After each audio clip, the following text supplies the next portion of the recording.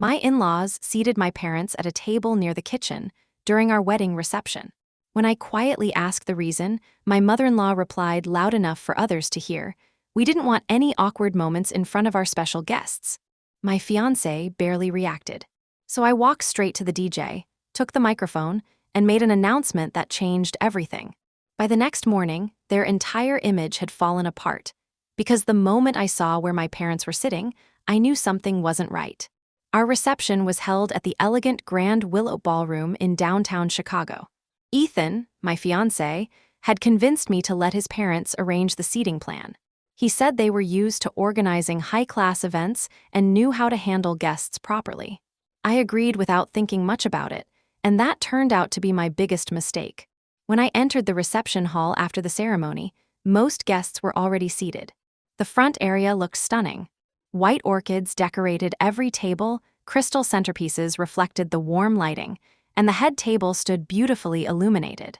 Ethan's parents sat proudly in the middle, surrounded by his father's business associates, a local senator, and senior executives from Ethan's company. I began looking around for my parents. They weren't seated with the close family members near the front. They weren't anywhere near the head table either. Instead, I spotted them all the way at the back of the hall.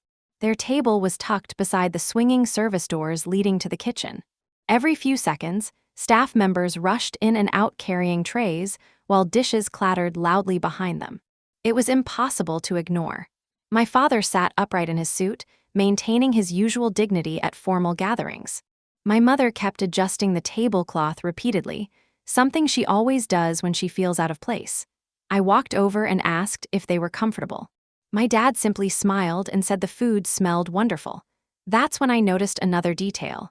There were only 4 chairs at the table: my parents, my younger brother Tyler, and 1 empty seat.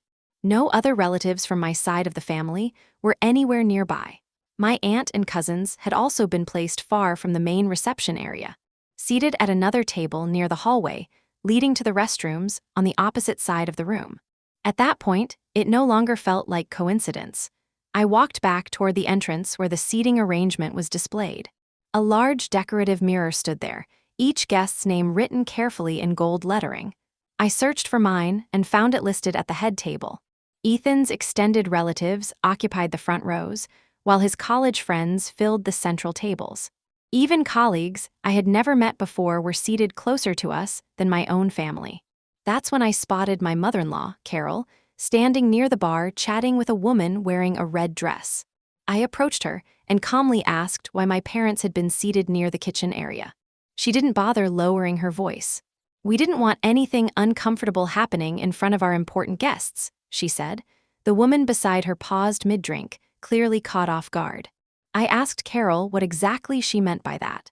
She smiled slightly and replied, "Your parents seem nice, but they're not really the kind of people we wanted drawing attention tonight. We have investors attending." I waited for her to laugh or say she was kidding. She didn't. I glanced across the ballroom toward Ethan.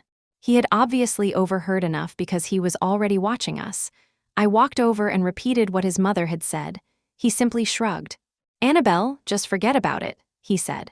"It's only seating, only seating." In that moment, memories rushed through my mind. My father working endless double shifts at the auto repair shop. My mother attending night classes for years, just to move from cashier to store manager. They had even paid for half of this wedding because they wanted to support us.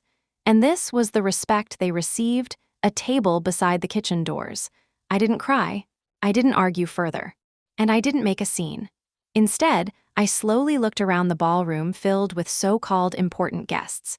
Then I turned and walked directly toward the DJ booth. Marcus, the DJ, looked puzzled as I reached for the microphone and asked him to lower the music. That was the exact moment I decided the entire reception was about to take a different turn, and no one sitting at the front tables had the slightest idea what was coming next. The music slowly cut, off in the middle of a song. One by one, conversations across the ballroom began to fade. The sound of cutlery against plates disappeared as guests turned their attention toward the stage area. Marcus handed me the microphone without hesitation. From the head table, I could feel Ethan's eyes fixed on me. I faced the crowd and smiled. "Thank you all for being here tonight," I began. It truly means so much to us to celebrate this day surrounded by such amazing people, family, friends, colleagues, and even business investors. I paused slightly, letting that last word settle in the air. Before dinner continues, I added, there are two people I want to recognize. Without them, this day wouldn't have been possible for me. I stopped away from the DJ booth and started walking toward the back of the ballroom. At first, guests assumed it was part of the planned program. Chairs turned as people followed my movement, trying to understand where I was going. I stopped beside the kitchen entrance. My mother looked up at me, concerned, as if she thought I needed help with something. Holding the microphone, I said, I'd like everyone to meet the most important people in this room, my parents, Daniel and Rosa Martinez.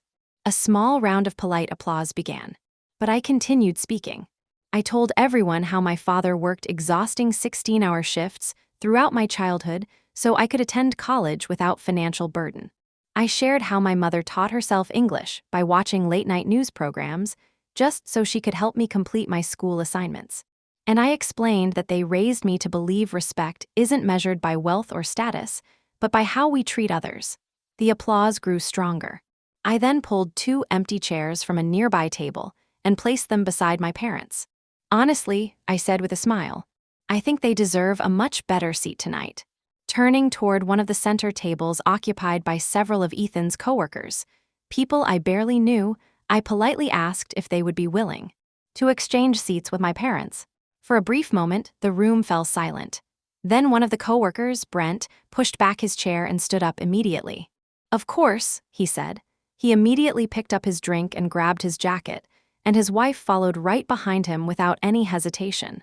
Within moments, the entire group at that table moved toward the back of the ballroom. My parents quietly tried to object, clearly uncomfortable with the attention, but I gently assured them everything had already been arranged. Staff members hurried over, resetting plates and glasses as the seating change happened in real time. Now my parents were seated near the center of the room, perfectly aligned with the head table instead of hidden near the kitchen doors. I thanked everyone for their understanding and added, tonight is about celebrating love and the people who helped shape who we are.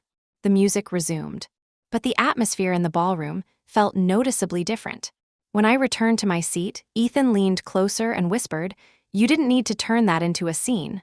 I calmly replied, "I didn't start one, but someone else did." Across the table, Carol's smile looked forced, the tension impossible to miss. Dinner continued, yet something unexpected began happening. Several of the so-called important guests started engaging with my parents. Conversations turned into laughter. Handshakes were exchanged. My father animatedly spoke with one executive about restoring vintage cars, while my mother shared how she worked her way up to managing her own store from scratch. They weren't embarrassing anyone. In fact, they had become the most engaging people at the table. For a moment, I thought the situation might finally settle down. I was wrong. Later that evening, when it was time for speeches, Carol made it clear she wasn't ready to move on. I should have anticipated it. The best man spoke first, followed by my maid of honor. Both speeches were lighthearted, college memories, harmless jokes, and the usual wedding stories that drew easy laughter from the crowd. Then Carol stood up. She didn't wait to be introduced or invited.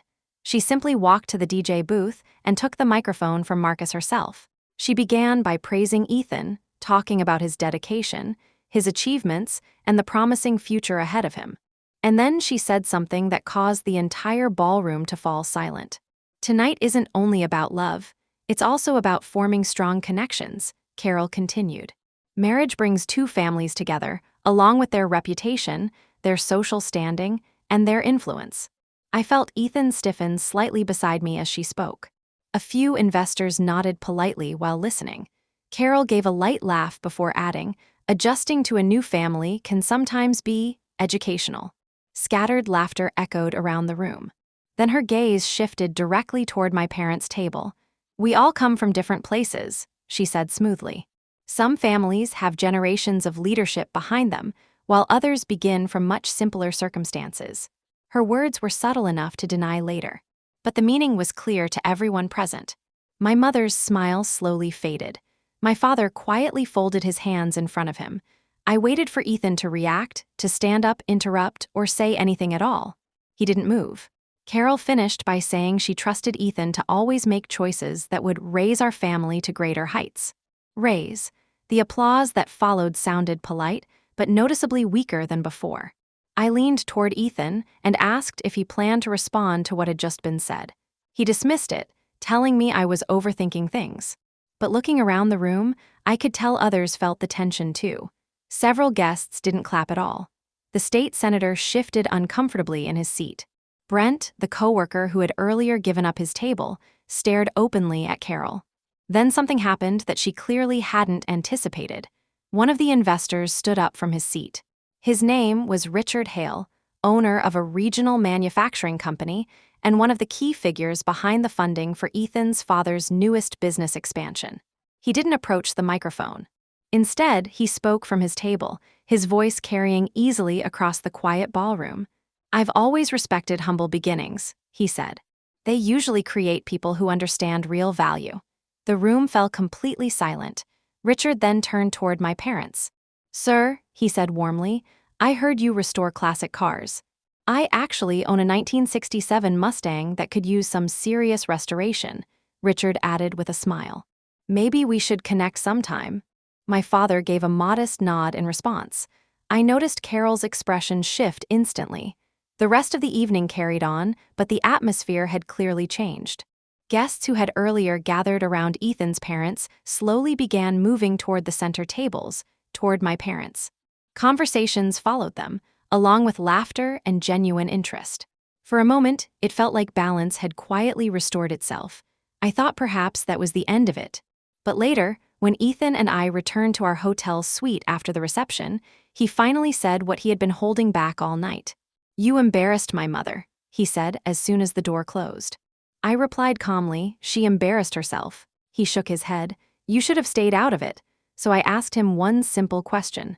"If your family can treat mine like that on our wedding day, what do you think happens next year or when we have children?" He didn't answer. Instead, he muttered that we would discuss everything after the honeymoon. There was just one issue. There wasn't going to be a honeymoon. Because while we argued upstairs in that hotel suite, something important was already unfolding downstairs in the lobby. Something neither of us knew about at the time. By morning, Ethan's family business would be facing serious consequences. I didn't sleep that night. Eventually, Ethan stopped arguing and lay down, scrolling through his phone as if nothing unusual had happened. I sat near the window, watching the city lights and replaying every moment of the evening in my mind. Around midnight, his phone began vibrating. He ignored the first call, then another, and another. Finally, he answered. It was his father. I could only hear Ethan's side of the conversation. "What do you mean?" he said. "He left early? No, that doesn't make sense." Someone wouldn't pull funding over a speech. There was a long silence. Then Ethan suddenly sat upright in bed. "You're serious?" He ended the call and stared blankly at the wall. I asked what had happened. He told me Richard Hale had left the reception earlier than expected, and before leaving, he informed Ethan's father that he was reconsidering their business partnership. Apparently, after giving her speech, Carol had been approached privately by Richard. He asked Ethan's father whether he truly agreed with what had been said. When Ethan's father tried to dismiss it as harmless wedding talk, Richard responded with a question that was impossible to ignore. "If that's how your family speaks about people socially," he asked, "how do you treat the people who work for you?" By the time Ethan and I were back in our hotel room, Richard had already contacted his legal advisors and requested that the investment agreement planned for the following week be placed on hold. It wasn't a minor arrangement. Without that funding, Ethan's father's company would face serious financial pressure.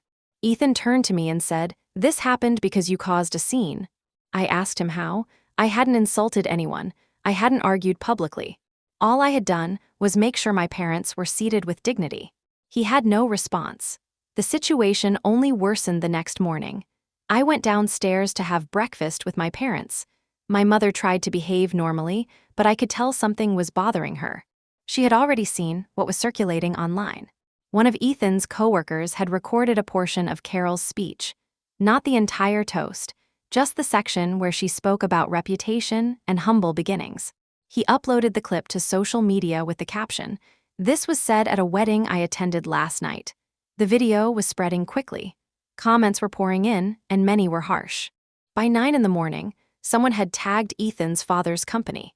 Within another hour, former employees began sharing their own experiences, claiming management treated staff differently depending on their background.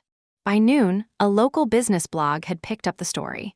What started as a wedding speech was turning into a public relations disaster. Ethan came into the lobby looking exhausted and pale.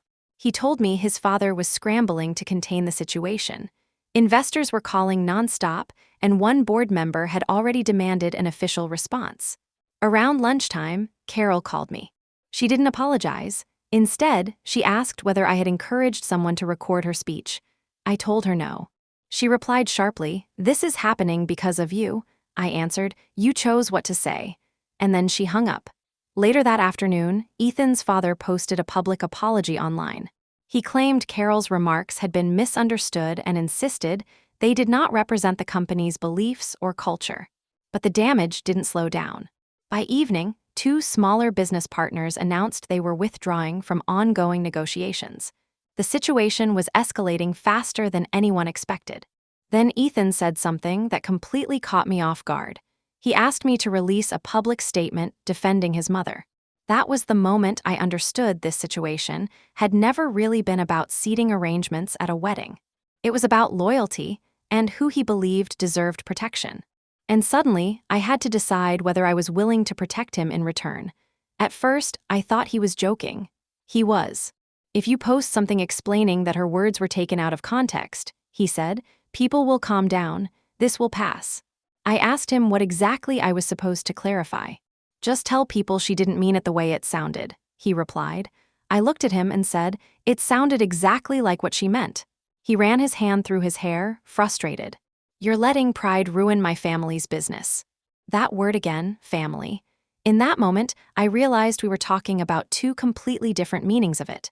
I told him I wouldn't lie publicly to defend someone who had humiliated my parents in front of hundreds of guests. He looked at me and said, "So you're choosing them over me?" I answered quietly, "I'm choosing respect." That afternoon, I drove to my parents' house. They had already taken home the leftover wedding flowers I'd sent with them. My mother arranged them neatly on the dining table as if it were an ordinary Sunday afternoon. My father asked if I was all right. So I told them everything: the investor calls, the online backlash, and Ethan asking me to defend Carol publicly. My mother sighed and said softly, "Maybe we should have just stayed at the back table." Something inside me cracked when she said that. "No," I told her firmly. "You deserve to be at the front." While we were sitting together, my phone started ringing again. It was Brent, the coworker who had given up his table during the reception. He asked if he could come by to talk. About an hour later, he was sitting in my parents' living room. Brent revealed that he was the one who posted the wedding speech online, not to create drama, but because he had witnessed unfair behavior inside Ethan's father's company for years. Carol's speech only confirmed what many employees already felt. He also told me that investor Richard Hale hadn't just paused the business deal. He had demanded an internal audit before continuing any partnership, and Brent was asked to provide evidence.